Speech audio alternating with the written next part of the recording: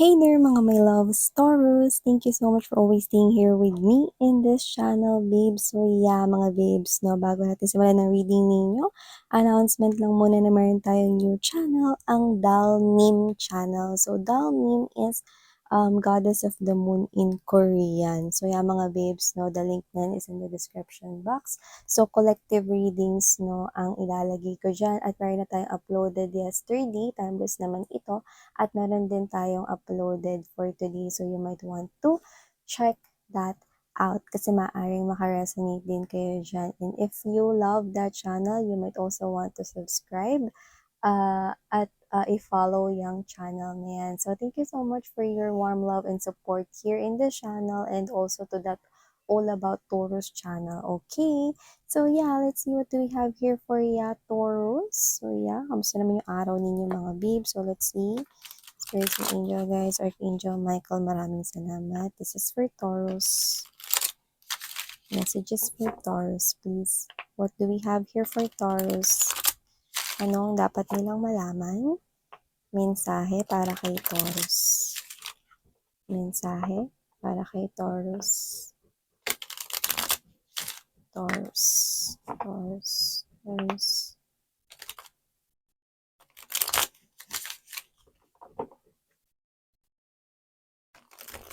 Yung iba parang nasa kalagitnaan kayo ng pagdidesisyon. I'm seeing intersection. You could be thinking here about something. Maybe a specific situation pero hindi pa kayo makapag-decide. So, nasa middle kayo ng pagde-decide. Okay? So, this could be a reading. Huwag kayong magmadala mga babes. Okay lang yan. Pag-isipan ninyong mabuti. Okay. Take time in thinking about that. And you might also want to advise lang naman, no? Isipin ninyo yung mga posible magiging outcome niyan bago kayo magdesisyon. Okay? Like, think of mga possible na pwedeng maging resulta niyan, no? Para kahit pa paano magkaroon kayo ng outlook, no? Kung, pag ginawa ko ba to, ito ba yung mangyayari, ito ata yung posible mangyayari, kind of thing. So, that will also help you assess, okay, kung ano yung dapat mong desisyon na gawin. Okay?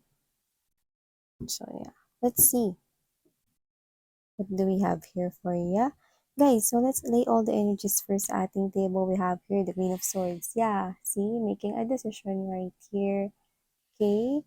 As ngayon, no, you're in the middle here of making a decision because clouds are still present in the background at medyo makapal pa yung ulap na yan, no?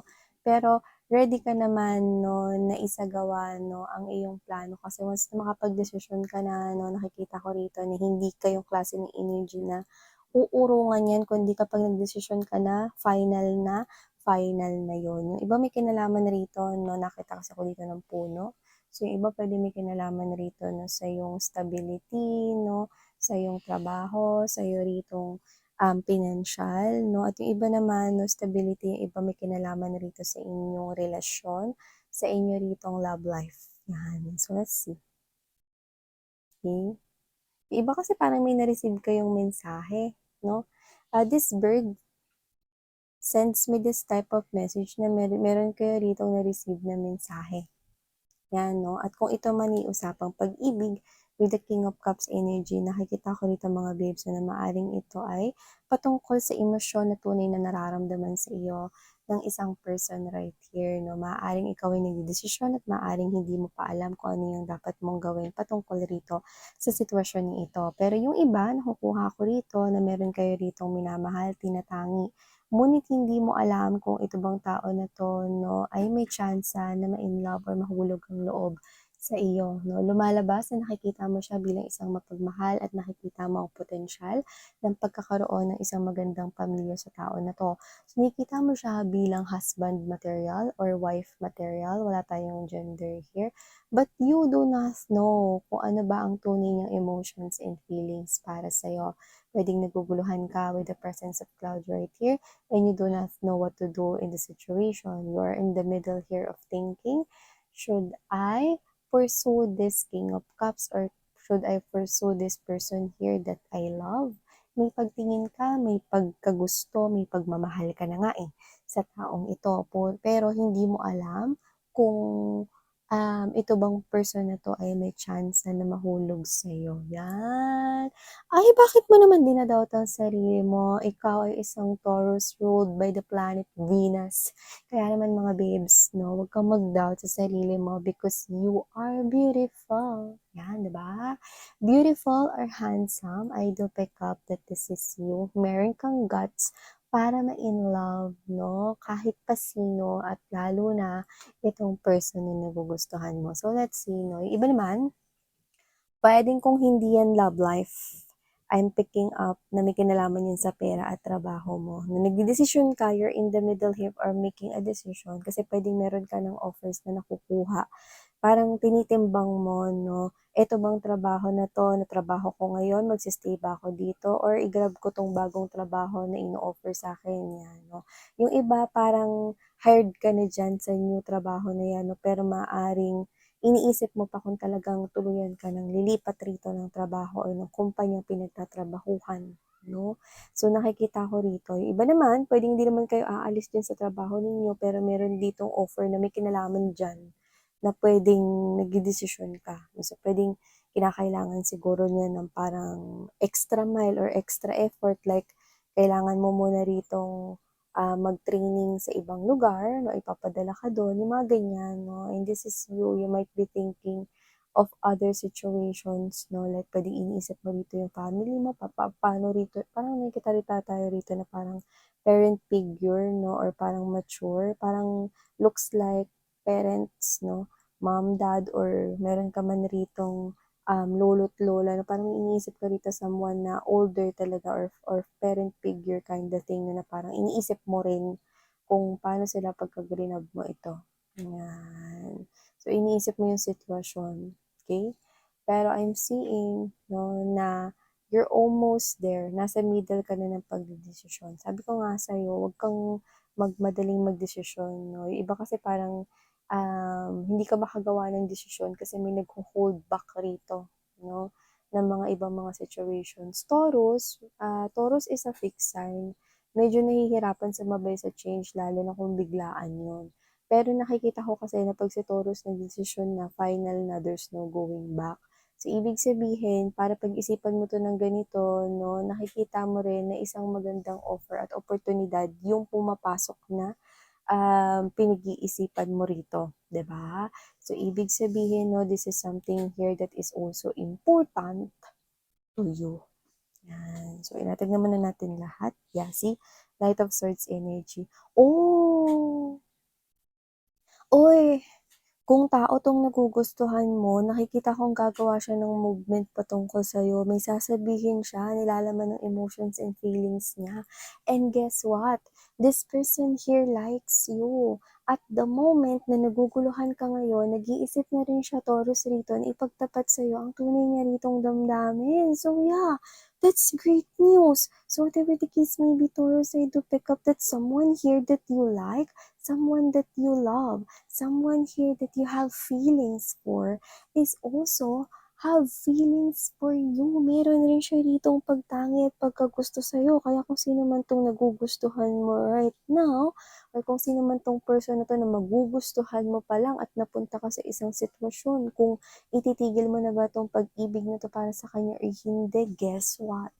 That person also have feelings for you. Tinatago niya lang kasi. Lumalabas kasi siya bilang King of Cups energy. Alam mo kasi shy type 'to 'no. Sa mundo ng mga kalalakihan at kababaihan, shy type po yung King of Cups, Taurus. Pero kung sino man yung person na yan, no, very emotionally available yan to only one person. Kaya nga siya ay nakatira sa kanyang own island. It is because kapag nagmahal ang isang King of Cups, yun na talaga at wala nang iba. Ang isang King of Cups no ay hindi rito humihingi or nangangailangan ng atensyon ng iba. Kapag meron siya ritong taong nagustuhan, yun at yun na talaga. Yan, no? Para kang nag-flip top dun. Flip top. Miss yan. Yan ang mga waves na it just came out from my mouth because that is what the message I'm getting. So, expect bold move, no? Baka magkasabay pa kayo nito. Nakikita ko gagawa siya rito ng movement and it's a form of communication and the communication has something to do with the real emotions and feelings for you. Yeah! See? whatever it is that you're deciding to make, whatever it is that you're trying to make a decision or movement here, it's coming from the place of, or you're coming from that place of excitement. Nakikita ko rito na excited ka rito sa bagay na to. This is something here that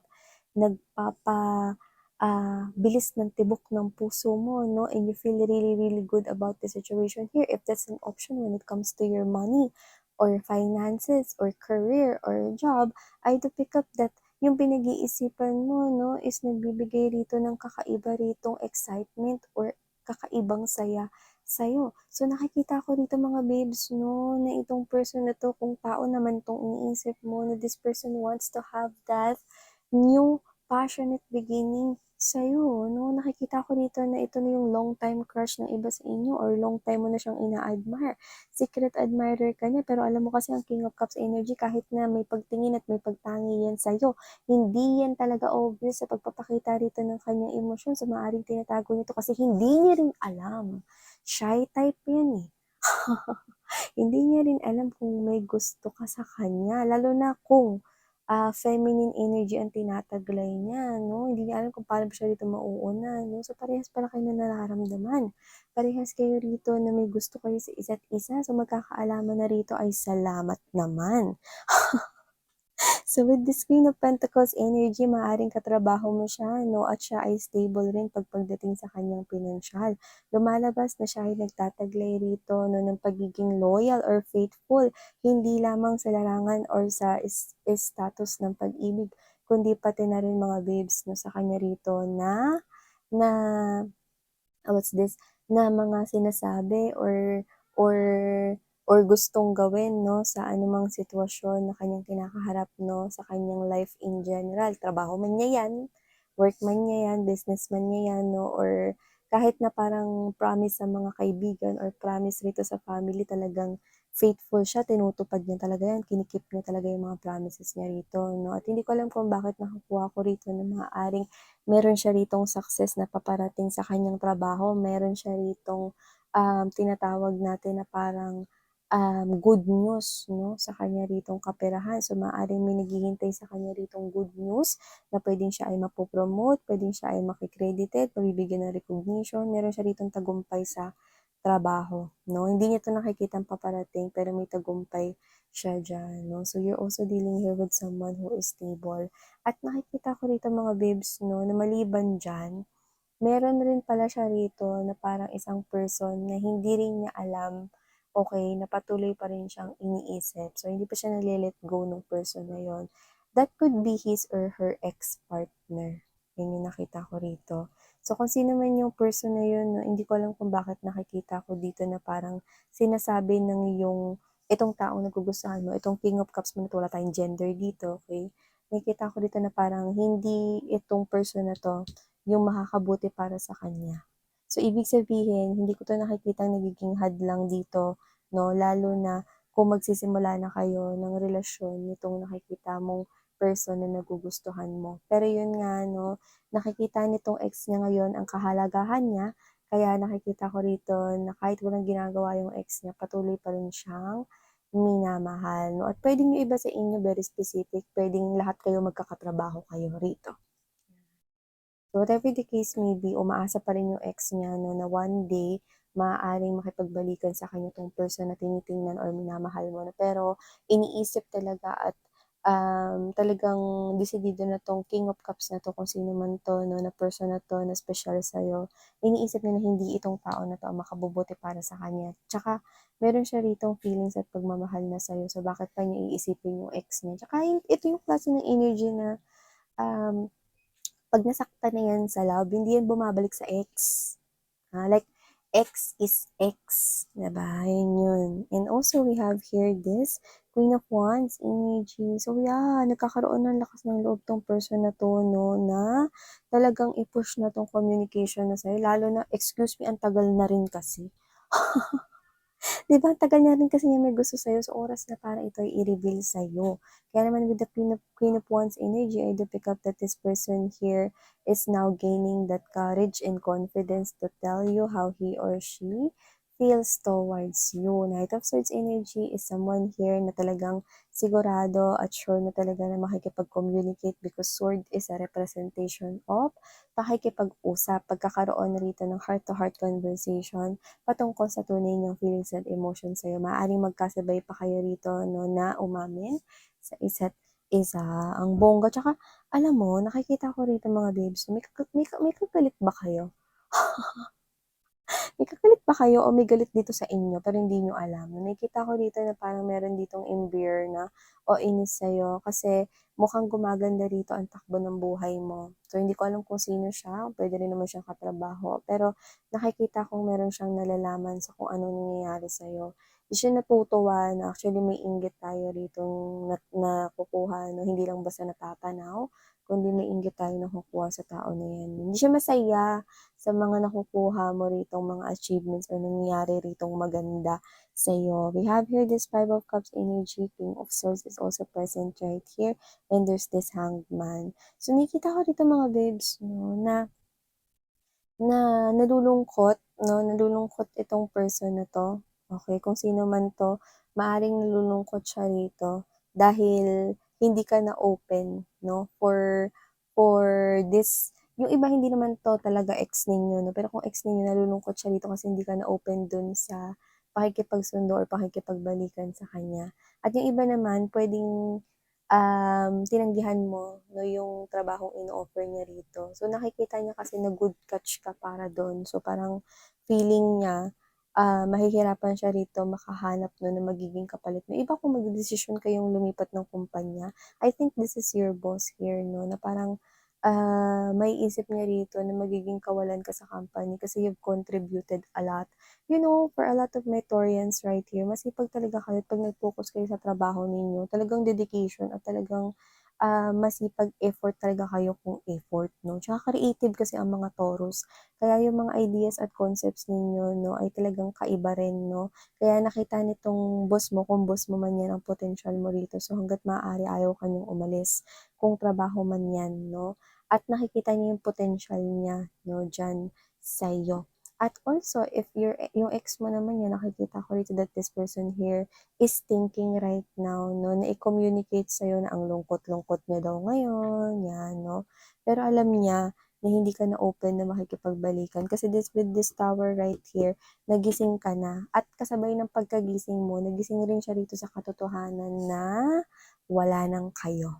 Yan, yung nakikita ko rito, Taurus, 'no? At saka meron akong nakikita rito, nagdedesisyon ritong lumapit sa'yo. Uy,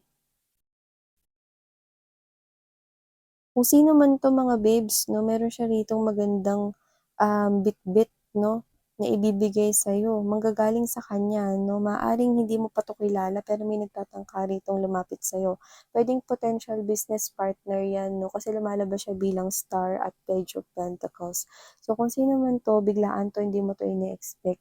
Pero nakikita niya na rito mga babes 'no, parang out of the blue, out of nowhere, someone here 'no, is mag-aalok sa'yo rito na puwedeng may kinalaman sa pera 'yan, puwedeng may trabaho rin or collaboration 'no. Pero hindi ko naman nakikita na kailangan mong bitiwan yung trabaho mo 'no, lalo na kung ikaw 'to nalilipat pa lang sa bagong trabaho.